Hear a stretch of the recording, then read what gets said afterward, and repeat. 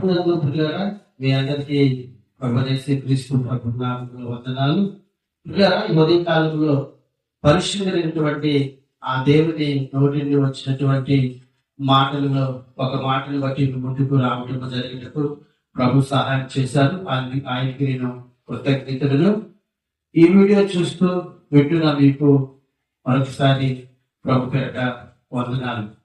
పిల్లరా, ఈరోజు ఉదయకాలంలో దేవుని మాట ఏమనగా, యాకోబు రాసినటువంటి పత్రిక 1వ అధ్యాయము 12వ వచనం, శోధన సహించేవాడు ధన్యుడు.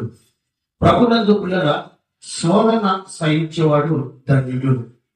ప్రభునందు దేవుని పిల్లరా, యేసుక్రీస్తు ప్రభు వారి యొక్క రక్తం ఇచ్చి కొనబడిన వారికి, మన ప్రభు అయినటువంటి యేసుక్రీస్తు ప్రభు వారి యొక్క సహోదరుడు యాకోబు ద్వారా దేవుని యొక్క ఆత్మ ద్వారా ఈ మాట రాయబడుతున్నది. యాకోబు ద్వారా పరిశుద్ధ ఆత్మదేవుడు రాయించిన మాటలో ఒక మాట, శోధన సహించేవాడు ధన్యుడు. పిల్లరా, గత వీడియోలో మనం చెప్పుకున్నాం, యేసుక్రీస్తు ప్రభు వారికి రక్తం ఇచ్చి కొనబడినటువంటి వారికి పరీక్షలు వస్తాయని, అలాగే శోధనలు వస్తాయి. పిల్లరా, దేవుని బిడ్డలారా, ఈ శోధనలు వచ్చినప్పుడు మనం ఏమి చేయాలి? శోధనలు ఎవరికి వస్తాయి అంటే పిల్లరా, దేవుని మహాకృప చేత దేవుని రక్తం ఇచ్చి కొనబడి దైవికంగా మనం ఉండాలి, ఒక మంచి దేవుని మాట నుంచి మనం నడవాలి అనుకున్న వారికి శోధనలు వస్తాయి. అదే మన విశ్వాసానికి పరీక్షలు కూడా పిల్లరా.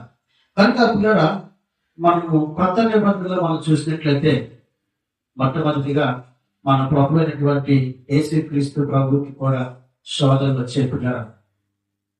ఆయన తండ్రి యొక్క నిర్ణయ కాలంలో మరి 30 సంవత్సరాల వయసు వచ్చినప్పుడు ఆయన బాప్తిస్మం తీసుకున్నారు.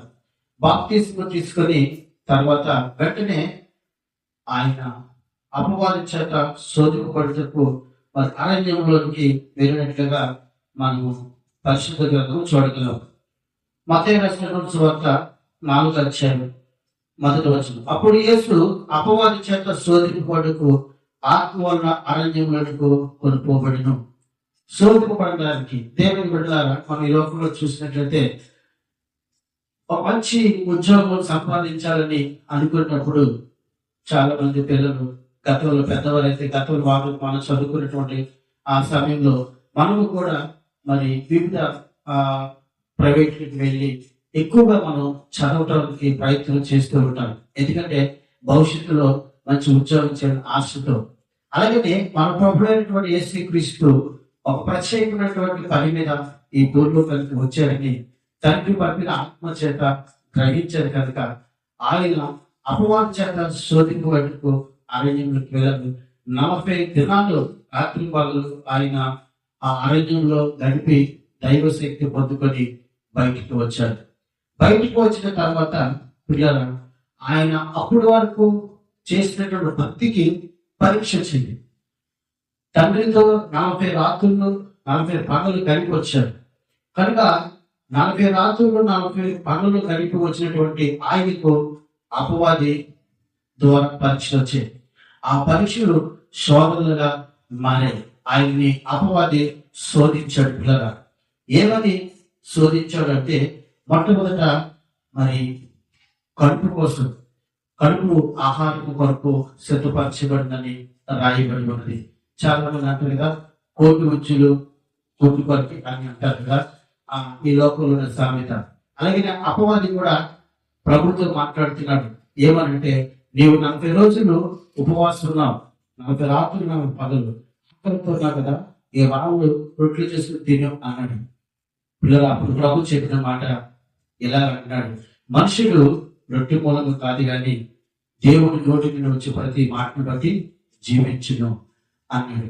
కనుక దేవుని బిడ్డలారా, ఈరోజు మనం కూడా గమనించవలసింది ఏమిటంటే, దైవికంగా ఉండాలనుకున్నప్పుడు, దేవుడితో బాగా ఎదగాలనుకున్నప్పుడు, దేవుని చిత్తం ప్రభు ఆత్మ చేత తెలుసుకొని ఆ మార్గంలో నడవాలనుకున్నప్పుడు మనకి పరీక్షలు పెడతారు. పిల్లగా ఆ పరీక్షల్లో శోధకుడు మన అతి పెద్దవాళ్ళగా మనల్ని పరీక్షిస్తూ ఉంటాడు. యేసుక్రీస్తు ప్రభువు ఎలాగైతే మరి పొట్ట కొరకు భోజనం కొరకు పరీక్షించాడు